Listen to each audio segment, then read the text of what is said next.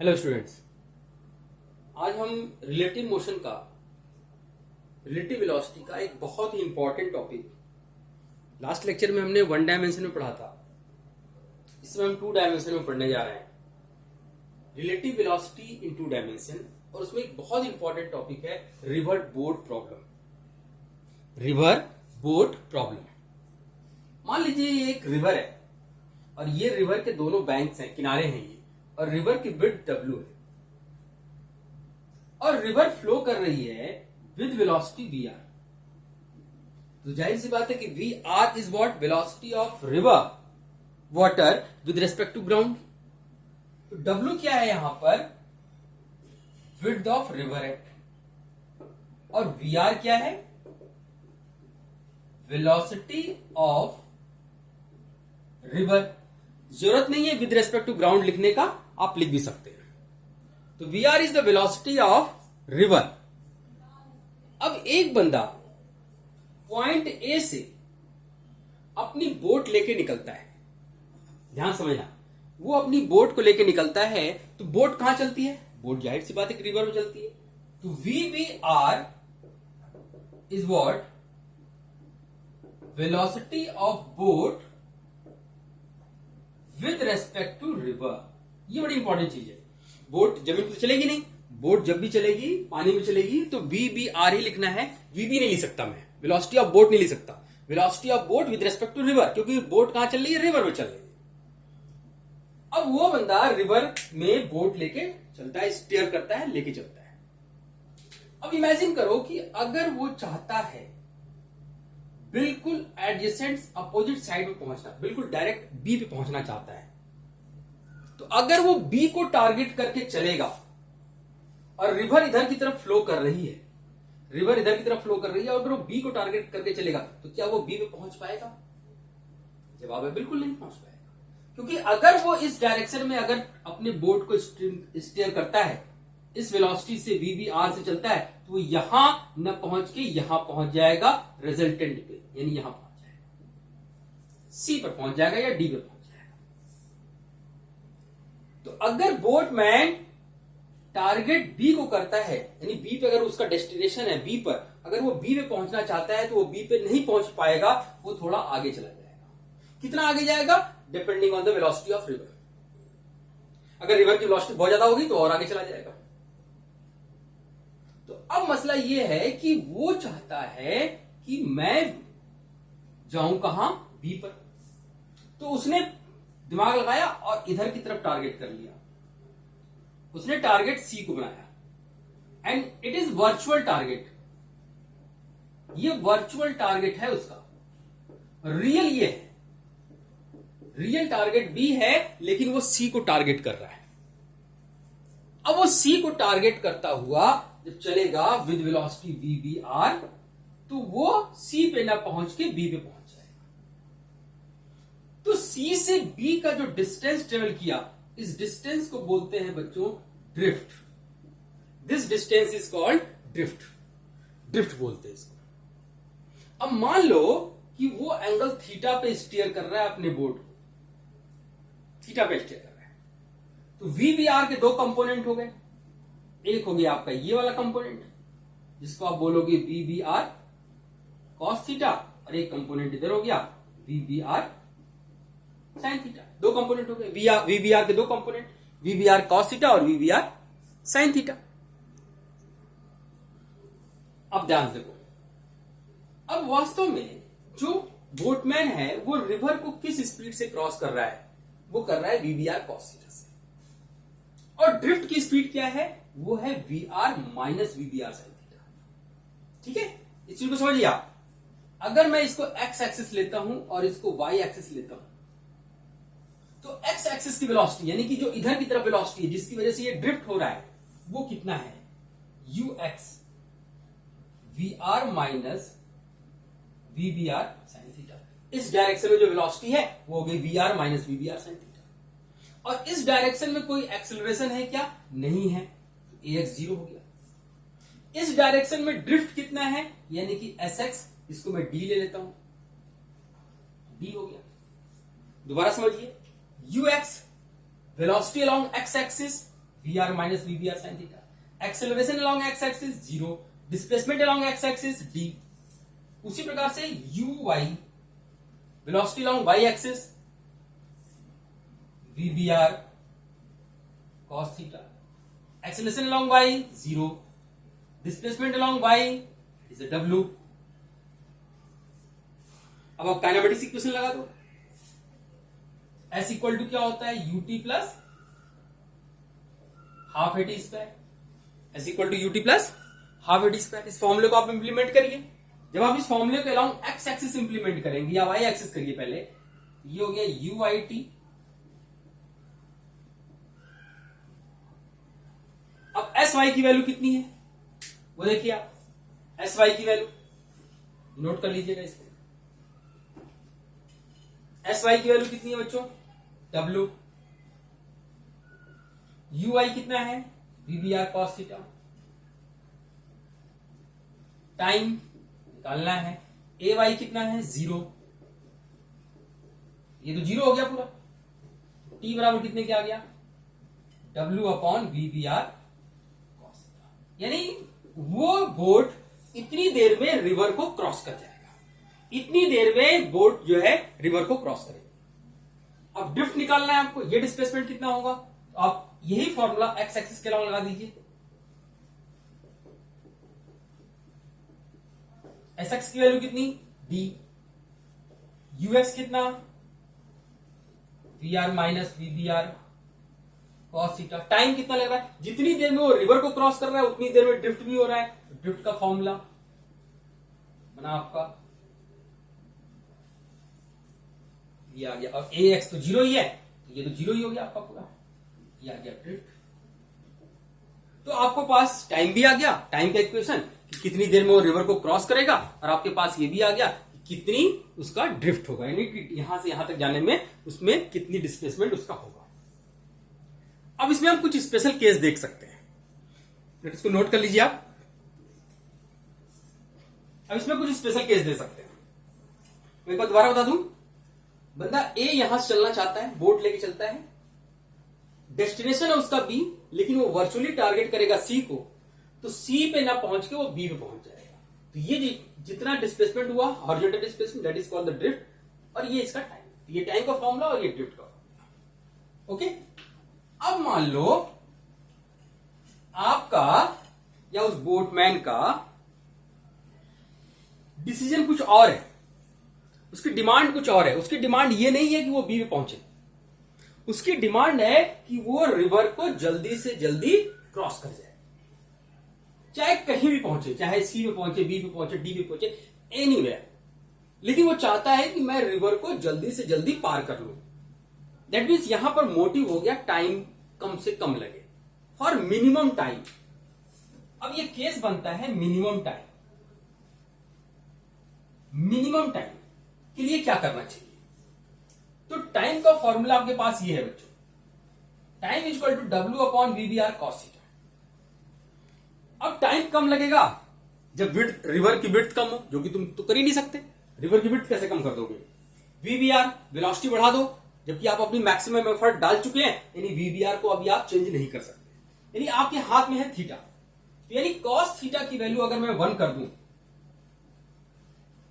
तो time minimum हो जाएगा, क्योंकि डिनोमिनेटर अगर मैक्सिमम होगा तो रिजल्ट जो है मिनिमम हो जाएगा। तो यानी कि W upon v b r, ये बच्चों हो गया मिनिमम टाइम। इतने कम समय में वो रिवर को क्रॉस कर लेगा, इससे कम समय नहीं लग सकता, इतना तो लगना ही लगना है। और उस केस में थीटा जब 1 किया तुमने, इसका मतलब थीटा की वैल्यू कॉस थीटा 1 यानी थीटा की वैल्यू हो गई 0।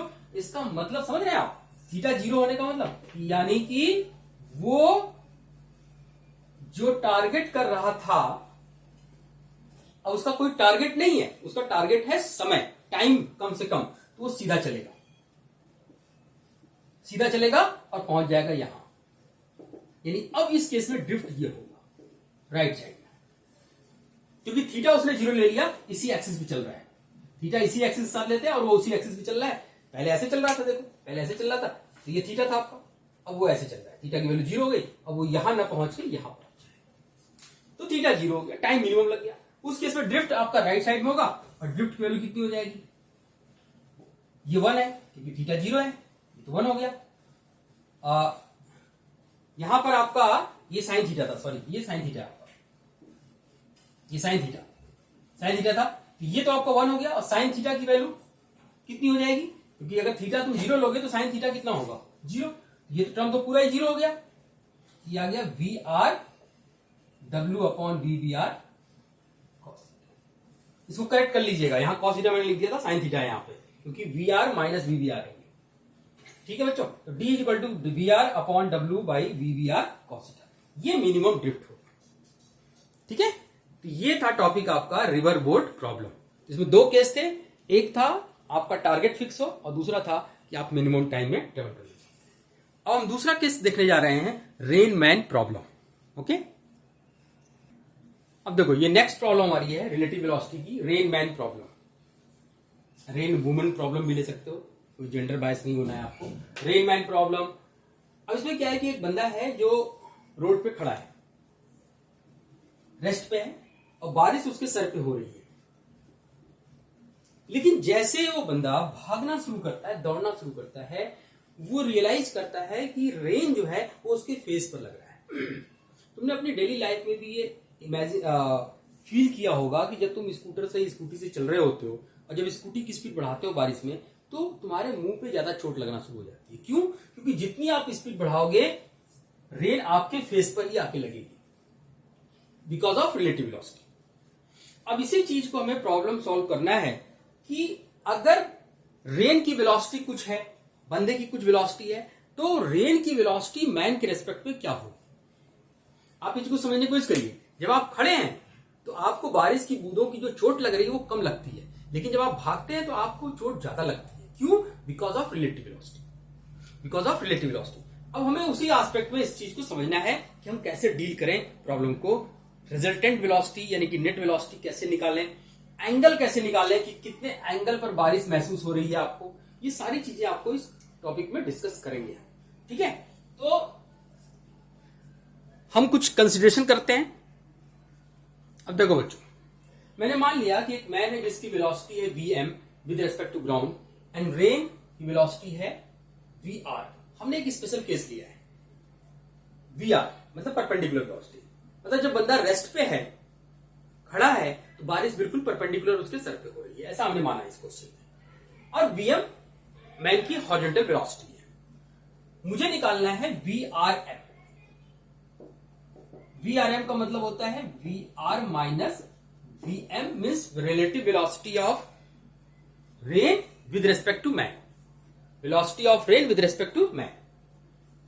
अब मैं आपको थोड़ा सा फ्लैशबैक में ले चलता हूं, वेक्टर वाले चैनल पे, उस पे आप वीडियो में आप देख सकते हैं इसको, लॉ ऑफ पैरेललोग्राम वाले पे, डिस्प्लेसमेंट वेक्टर में, कि अगर मान लीजिए आपके पास ये वेक्टर a है और ये वेक्टर b है और ये एक पैरेललोग्राम बनाते हैं, तो ये जो वेक्टर होता है वो आपको a प्लस बी देता है, यानी r की वैल्यू होती है a प्लस बी, और ये आपको, ये डायगोनल, ये आपको देता है a माइनस बी, जिसको हम डिस्प्लेसमेंट वेक्टर बोलते हैं r डैश।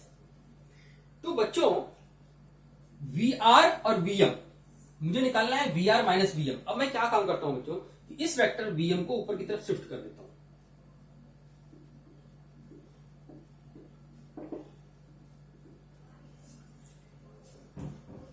अब आपका जो ये पोर्शन होगा वो देगा आपको VRM डिस्प्लेसमेंट। जैसे यहां देखिए, B से आप A के हेड को मिला रहे हैं तो आपको मिल रहा है A माइनस बी, वैसे ही आप M से R के हेड को मिलाएंगे तो आपको मिलेगा VR माइनस VM। यहां देखो B से A के हेड को मिलाया तो आपको मिला A माइनस बी, यहां पे आप M से R के हेड को मिला रहे हैं तो मिलेगा VR माइनस VM। यही आपको निकालना है। अब ये कैसे निकलेगा, देखो कैसे निकलेगा। VRM की वैल्यू कितनी आ गई, मैग्नीट्यूड कितना आ गया, under root VR square plus VM square, VR square plus VM square. अब मान लो ये वर्टिकल के साथ थीटा एंगल बना रहा है, यानी इस बंदे को जब ये भागना शुरू करेगा तो उसे लगेगा कि रेन ऐसे आ रही है, रेन ऐसे आ रही है, सामने से आ रही है, क्योंकि ये रिलेटिव वेलोसिटी आ रही है। अब आपको एंगल निकालना है tan थीटा, तो tan theta is equal to perpendicular upon face यानी कि VR ये आ गया tan theta is equal to VM/VR। तो इस फॉर्मूले से आप उसका एंगल भी निकाल सकते हैं और रिलेटिव वेलोसिटी भी निकाल सकते हैं। ये कॉन्सेप्ट हुआ रेनमैन प्रॉब्लम का। तो यानी अगर कोई बंदा रोड पे खड़ा है, रेस्ट पे है, उसे अम्ब्रेला को ऐसे होल्ड करना है, बिल्कुल बारिश अगर सीधा हो रही है, और जब वो भागेगा तो अम्ब्रेला को थोड़ा सा ऐसे टिल्ट कर लेगा, थोड़ा सा ऐसे झुका लेगा। ये जो एंगल बनेगा ये एंगल होगा VM/VR, वर्टिकल के साथ जो बनेगा VM/VR। ठीक है, अब एक क्वेश्चन देखो इसके ऊपर, बड़ा अच्छा क्वेश्चन है। अब देखो बेटे, ये एक थोड़ा सा बहुत अच्छा क्वेश्चन है ये। इसमें स्पेशल केस मैंने नहीं लिया है, जनरल केस लिया है। पहले क्वेश्चन रीड आउट करता हूं मैं। A man running with speed of 2 metre per second, जाहिर सी बात है मैन रन करेगा तो ग्राउंड पे करेगा।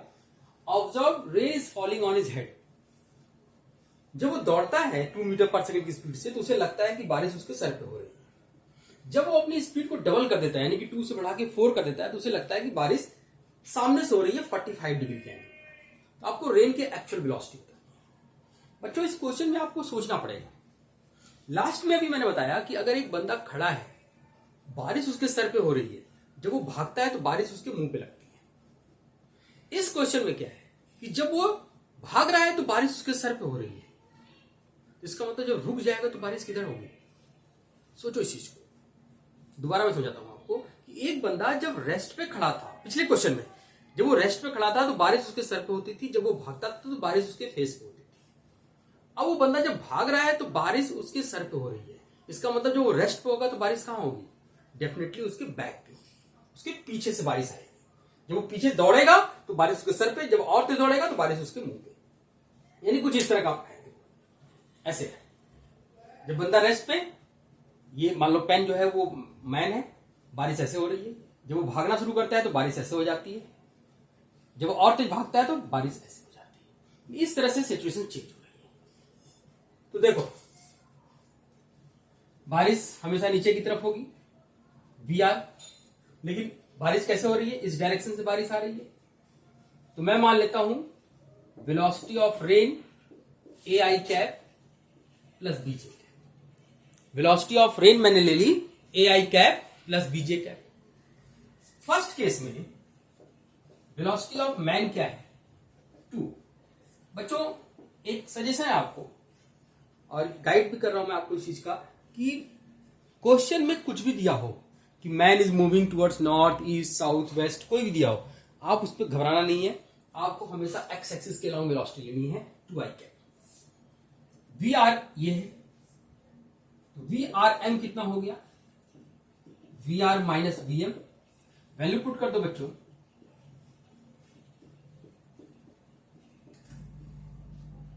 इन दोनों में से I कॉमन हो गया, ये आ गया VRM। अब आते हैं एंगल के ऊपर। ये है रिलेटिव वेलोसिटी ऑफ मैन जब वो रन कर रहा है। और जब क्वेश्चन क्या कहता है कि जब वो रन करता है तो बारिश कहां होती है? उसके सर पे। इसका मतलब एंगल कितना बनता है? सोचो एंगल कितना बना? वर्टिकल के साथ एंगल कितना बना? अगर बारिश उसके सर पे हो रही है तो वर्टिकल के साथ एंगल कितना बना? 0 डिग्री, यानी tan 0, थीटा इज 0। और दूसरे वर्ड में ये कहूं कि अगर वो जब दौड़ रहा है तो बारिश उसके सर पे हो रही है, इसका मतलब उसमें एक्स एक्सिस तो है ही नहीं, सिर्फ वाई एक्सिस है। बारिश उसके सर पे हो रही है, इसका मतलब सिर्फ वाई एक्सिस है, एक्स एक्सिस तो है ही नहीं। यानी एक्स एक्सिस कंपोनेंट हो गया 0, x component is 0, that means a minus 2 is equal to 0। तो a इज इक्वल टू कितना आ गया? 2। a is equal to 2। अब सेकंड केस में क्या करता है बच्चों कि वो अपनी स्पीड को डबल कर देता है। तो सेकंड केस में वो अपनी स्पीड को जब डबल करेगा तो Vm अब कितना हो गया? पहले 2 थी स्पीड, अब हो गई 4। तो VRM कितना आ जाएगा अब? AI plus BJ minus 4I। तो VRM आ गया, I common, A minus 4 plus BJ, ये आ गया आपका VRM सेकंड केस में। ठीक है, अब मैं क्वेश्चन का थोड़ा सा पोर्शन रख कर रहा हूं। अब देखो वो कह रहा है कि जब वो 4 की स्पीड से दौड़ता है तो बारिश 45 की डिग्री होती है। तो tan 45 आई का कोफिशिएंट कितना है a-4, जे का कितना है b, tan 45 1 होता है a-4 upon b, b is equal to a-4, और a तुमने निकाला है 2, ये आ गया -2, b की वैल्यू -2 आ गई, a इज इक्वल टू 2 और b इज इक्वल टू -2.